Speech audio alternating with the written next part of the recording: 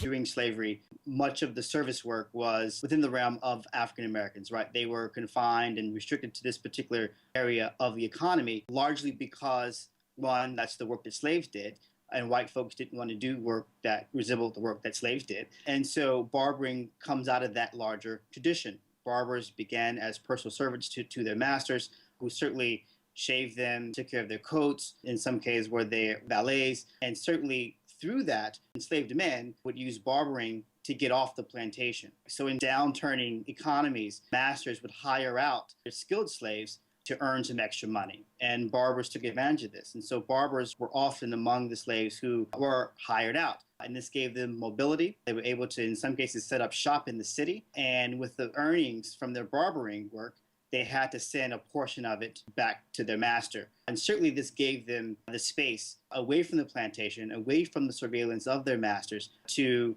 build some income, but also the space to escape in many ways. And many of them did. But these were enslaved men who hired out, who were working with free black barbers.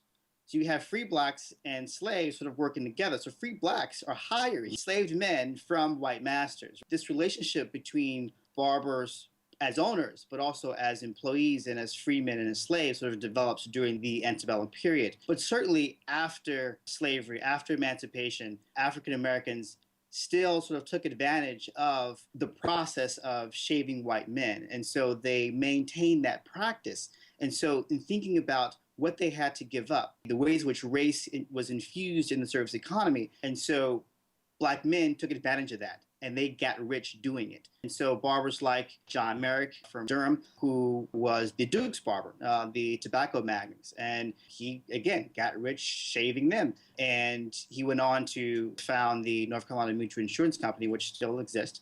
Alonzo Herndon out of Atlanta, another sort of New South barber, he used the profits from his barbering business to go on to found the Atlanta Life Insurance Company. And there are other barbers who were situated like Merrick and Herndon.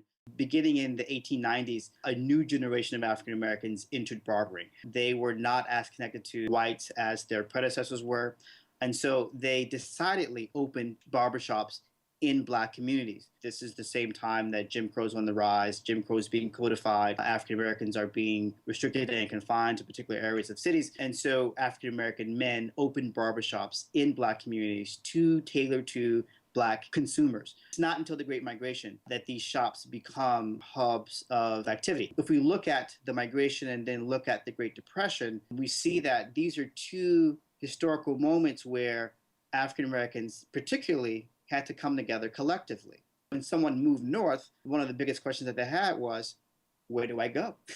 Where do I live?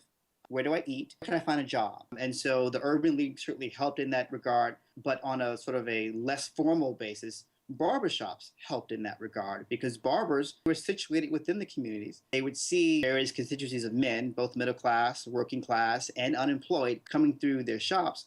And they can tell a new arrival what church they might want to go to or what area they might want to look for an apartment in. And also, but thinking about the Great Depression, again, a time where folks didn't have jobs, needed some help, and sometimes just needed a space just to decompress. And barbershops, in many cases, provided that space to decompress. Barbershops provided this space of community and congregation at times where things are hard, but also at times where things are good, too. Black men went to, and I argue still go to black barbershops because of the production of black culture that happens in this space. The performance and production of black masculinity cannot happen in white barbershops. That has to happen in places like black barbershops. And so black men go to black barbershops because they want to be around black people. And there's nothing wrong with that. There's something I think very empowering and endearing about that as well. All black, all black in the name of all my black heroes. All black everything, all black polos, all black medallions, yeah. All black, say all black everything, all black,